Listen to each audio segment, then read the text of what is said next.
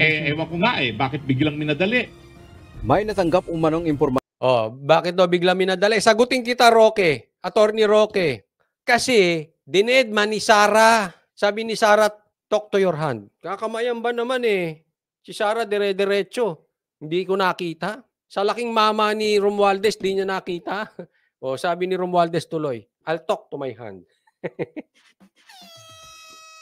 Si dating presidential spokesman Attorney Harry Roque na aprobahan ng Kamara ang resolusyon na inihain ni Representative Bienvenido Abante para makipagtulungan ang pamahalaan sa International Criminal Court o ICC. Mga politiko natin, mga atras Abante rin Hi! Show me the money! Money, money, money! Show me the money, money, money!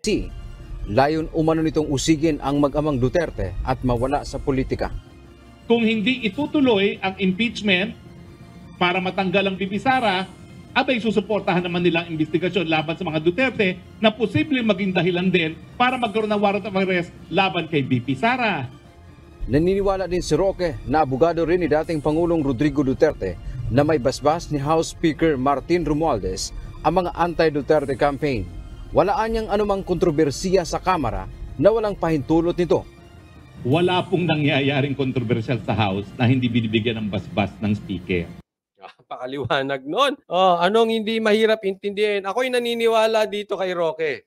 Hindi, dati ayoko kay Roque alam nyo naman kung bakit. Pero again, hindi ito tao. Sa sinabi ngayon ni Attorney Roque, panig ako.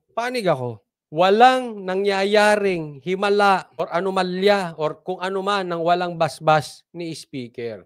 Alam mo, nung ilang live ko, ang akala ko ay sinusubukan natin na humahakbang si Romualdez na makipagsunduan kay Sara. At ang sabi ko sa inyo, that is a good step. At pagbigyan natin kasi baka naman may mangyari. Yan po ang sinabi ko sa inyo. At tingnan natin kasi hindi naman tanga si Sara. Hindi na yan maloloko kung hindi man seryoso o sincere si Tamba sa pakikipagsunduan niya na sabi niya ay merong unity at makikipagsamahan sila kila Sara. So, kung ano yung sinabi ni Speaker, sabi ko, bigyan natin ng pagkakataon.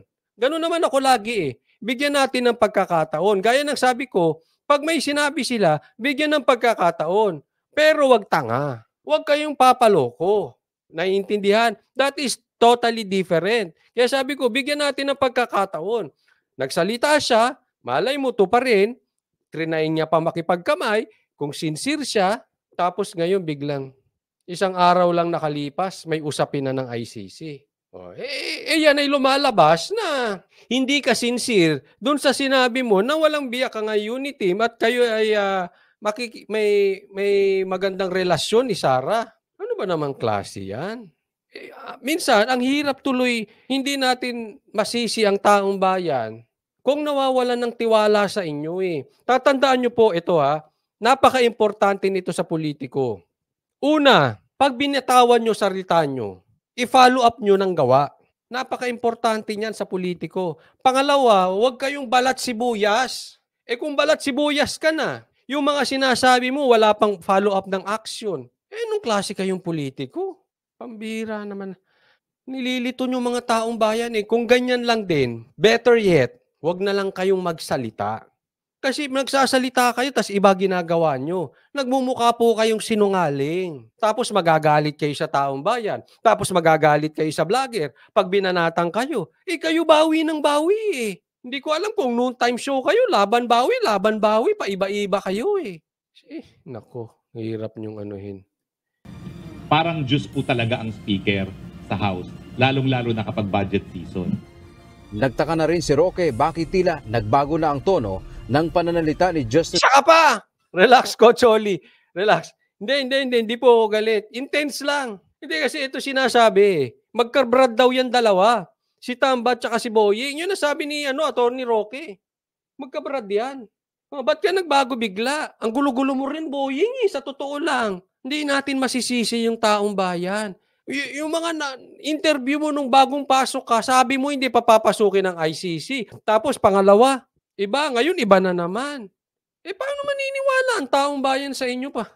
Kailangan, ito importante Ulitin ko sa inyo. ang pagpolitiko ay hindi lang papel ng papel para may pangalan. Hindi lang pagpapayaman, hindi lang yung ako ay nandirito para manilbihan sa taong bayan. Hindi po yan. Ang importante sa taong bayan, yung credibility. Pag sinabi mo, tindigan mo na. Panindigan mo na yun. Pag umiba kayo, luto ka. Anong luto? Yung ano? Mangingitim. Hindi. Luto. Yung lulutuin ka ng taong bayan. Kasi nililito nyo sila eh. Ulitin ko ha. Hindi ibig sabihin wag natin bigyan ng pag-asa ang administrasyon. Hindi ibig sabihin wag natin bigyan ng pag-asa sila Boying, sila Romualdez. Pero wag kayong tanga. Okay? Kailangan tayo'y bukas sa parang networking yan eh. Dapat bukas ang isip mo sa networking, nakikinig ka lang. Bigyan mo ng pagkakataon, pero wag kang magpakatanga, wag kang magpakabudol. Ganon, di ba? Oh, ganyan din sa politiko. Ay, di bigyan natin. Baka naman totoo. Ay, sino bang nagpatunay ng sinabi mo, Boying, na hindi totoo yung sinabi mo dati? Eh di kayo din. Kasi kayo mismo binago nyo eh. Hindi kami. Kami parang speaker lang. Kami parang tagasalita. Pero kayo mismo, na pinapatunayan ninyo, sinungaling kayo. Dahil binabago nyo eh. Secretary Crispin Rimulya at sinabing gusto nilang pag-aralan ang House Resolution. O ngayon, pag-aaralan. Ito ngayon na maging basihan para magpatuloy itong sinasabi ngayon ni Justice Secretary Rimulya na pag-aaralan ngayon ang issue ng pagtulungan sa ICC. Bagamat ilang beses na rin niya inulit ang sinabi ng Presidenteng hindi na makikipagtulungan. Sa pahayag ni Rimulya, kailangan ng Ito pag-aaralan. Ito yung sinasabi ni Attorney Roque na ang gulo-gulo. Dati hindi pa papasukin ngayon pag-aaralan. Alam mo dapat wala nang ganyan. Sa totoo lang, kung si Romualdez matindi ang leadership, sasabihin niya lang tigilan nyo na. Pwede ba? Tigilan na natin ang pamumulitika. Ako speaker nyo, sumunod kayo, walang ICC. Tapos ang issue. Tigilan nyo na ang Duterte. Ngayon, kung hindi kayo ayaw nyo sa akin, bababa ako. Kayo na dito. Ganun ang leader. May paninindigan. Totoo yung sinasabi niya, hindi mo kasi tinindigan. Kung tinindigan niya ni speaker, wala nang usapan yan. Tapos na yan, finish na. Hindi nyo tinatayuan, kaya may usapan. O, tapos, bukas, sasabihin ninyo, hindi po totoo na papapasukin ng ICC. Sasabihin ni Boying, hindi po totoo na pag-aaralan ng gagayahin nyo si Franz Castro, babawiin. Pag naramdaman nila, hindi lulusot. Pag naramdaman nila, magbumukha silang tanga. Pag naramdaman nila, wala ang suporta ng taong bayan doon sa kanilang pakulo, babawi kayo. Apustahan tayo. Sa susunod, gagayahin itong mga ito si Franz Castro. Wala daw impeachment. susing pag-aaral ang isyu dahil hindi nakasapi ng ICC ang Pilipinas. Samantala, isang panibagong resolusyon ang inihain sa Kamara ni Albay 1st District Representative Edsel Lagman upang hikayatin. Yun yung si Lagman, alam nyo naman yan eh. Kung merong attorney 3-0 kay Tulfo, merong Lagman kay Duterte, lahat naman yan kokontrain eh. Ang mga ahensya ng pamahalaan na makipagtulungan sa isasagawang investigasyon ng ICC hinggil sa war on drugs ni dating Pangulong Rodrigo Duterte. Kaugnay nito, panawagan ni Roque sa mga dati niyang kasamahan sa Kamara na ang dapat nilang pakinggan ay ang Pangulo. Noong Agosto, matapos namin magpulong kay Presidente, sinabi na ni Presidente, tapos na ang engagement namin sa ICC, hindi tayo makipagtulungan dahil ito ay hindi na tayo miyembro, wala na jurisdiction ng ICC.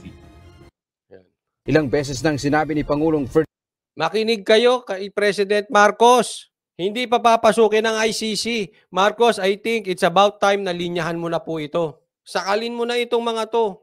Hindi po grave threat yun ha, Franz Castro, FYI. Sakalin ibig sabihin, sabihan mo na.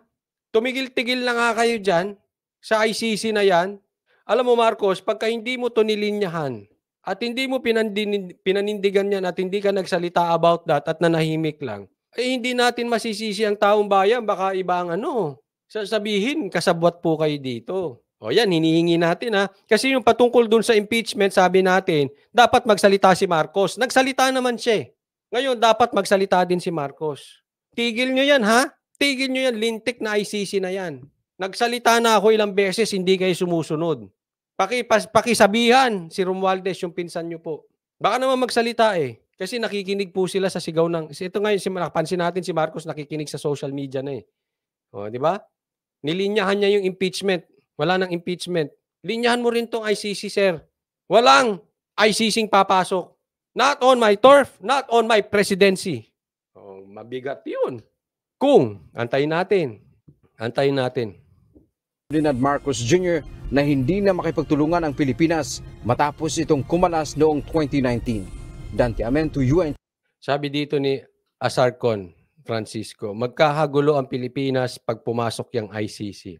Ewan ko, kaya nga sabi ko sa inyo, maganda na rin pumasok eh. Nang magkaalaman na itong mga ito, nang makita nila ang lakas ng Duterte. Hindi pa man lumalabas, no? Nasa live ko na po ito kahapon. In-announce po natin ng possibility ng Duterte. Hindi pa man naglalabasan yung balita ngayon. Talagang meron po tayo ngayong sa bayan na ito, meron pong nagaganap na gera kontra Duterte. And it's very, very obvious. Ano ka na lang, naive ka or nagtatanga-tangahan ka kung i-deny mo na merong gera versus Duterte sa bansa natin. Pero I still believe dun sa sinabi ni PRRD. Ang presidency po ay God-given yan. Alam nyo, kahit apakulong nyo si PRRD, kahit apakulong nyo si Sara, alam nyo, baka lalong lumakas yung mga yan. Kasi kitang-kita ng taong bayan, kitang-kita ng marami, yung pang-aapi nyo at paggamit ninyo ng kapangyarihan para ilubog ang mga Duterte. Lalakas lalo yan.